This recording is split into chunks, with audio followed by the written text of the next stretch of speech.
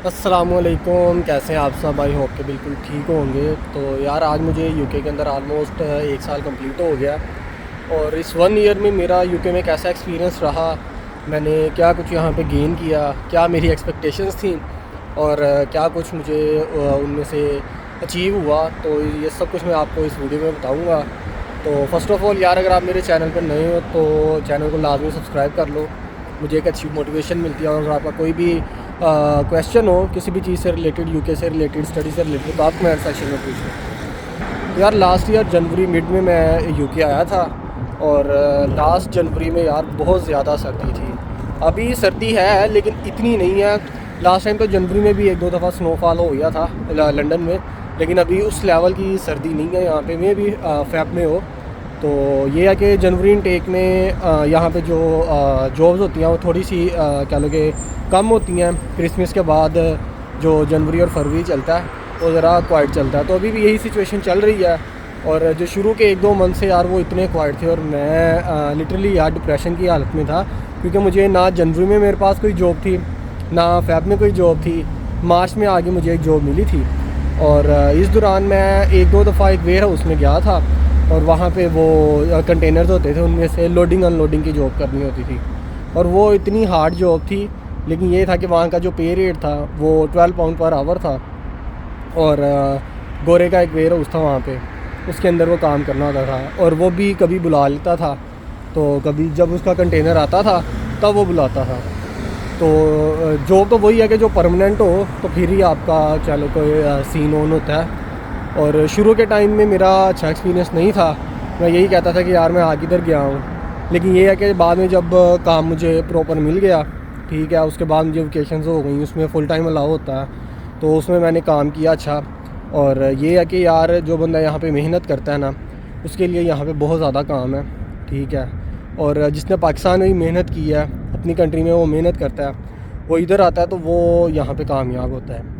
शुरू के आप फर्स्ट 6 मंथ्स निकाल दो, उसके बाद आप अपना एनालिसिस करो ना, तो फिर आपको सही समझ आती है।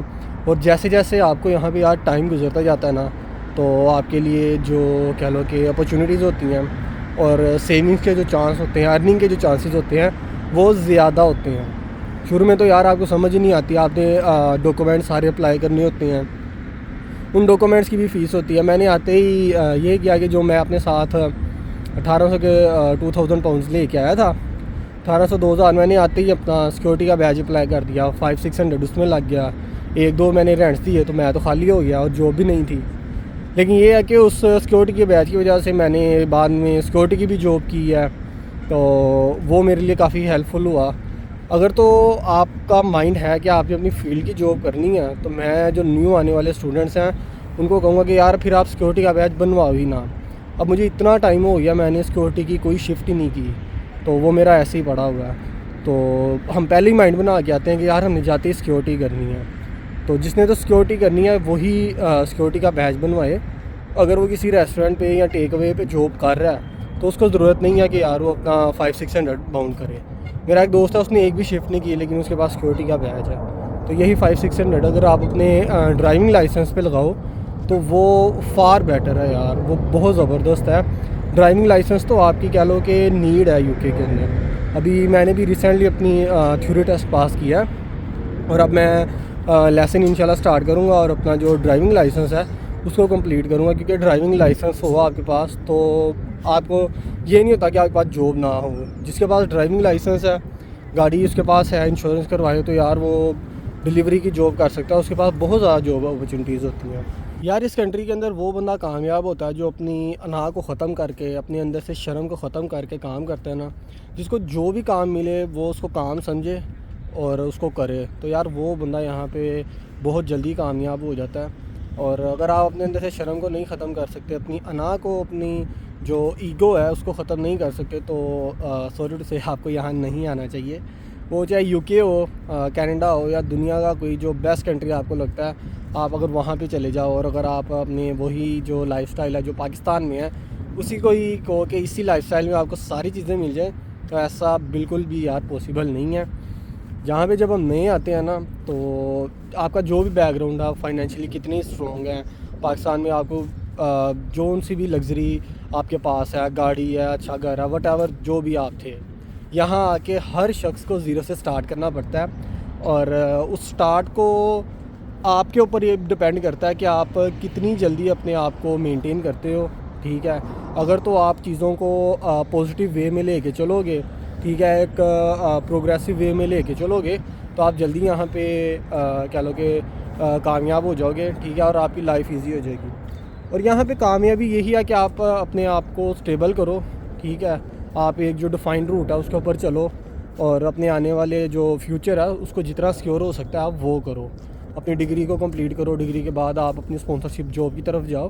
तो यही यहाँ पे कामयाबी है यार। इस साल में अगर मैं आपको अपना बताता चलूँ तो एक साल के अंदर मैंने अपनी यूनिवर्सिटी की जो फ़ीस है वो भी खुद सारी पे की है। 5000 मेरी रिमेनिंग फ़ीस थी, जो मैंने यहाँ से ही कह लो कि जो मुझे फुल टाइम वर्क लाओ था उसके अंदर मैंने फुल टाइम काम करके, ठीक है, वो मैंने अर्न किया और यूनिवर्सिटी को ऑन टाइम मैंने फ़ीस पे की है।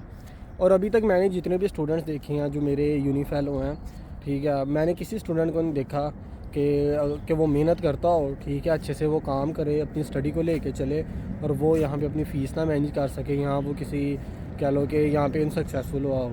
मोस्टली स्टूडेंट्स यहाँ पे मैंने देखा है वो मेहनत करते हैं, ठीक है, और जो हार्ड राम होते हैं ना, वो यही कहते हैं कि जी यूके ना हो, यहाँ की ज़िंदगी बहुत टफ है, यहाँ पे कुछ नहीं है, ये है वो है। ये वो होते हैं जिन्होंने ना पाकिस्तान में कोई काम किया होता है, ना वो इधर आके सही से काम करते हैं, और वो फिर यहाँ पे बातें करते हैं। आप अच्छा काम करो, ठीक है, आप अच्छे पैसे कमा सकते हो, यहाँ पे आपका अच्छा लाइफस्टाइल होता है यहाँ पे, मैंने ये देखा है, ठीक है। और जो बंदा काम करने वाला है ना यूके में, उसकी बहुत अच्छी लाइफ है, अनटिल अनलेस के आप गलत रूट पे ना चलो, ठीक है। हार्ड ड्रामी ना करो यार, और हार्ड ड्रामों से भी दूर रहो, ठीक है, क्योंकि आपकी जो गैदरिंग होगी ना वो आपको वैसा ही बताएगी कि ये कर लो वो कर लो। तो अगर गलत गैदरिंग है किसी नए स्टूडेंट की, ठीक है, क्योंकि जो नया बंदा आता है ना उसको यहाँ पे गलत मोटिवेट भी बहुत ज़्यादा करते हैं।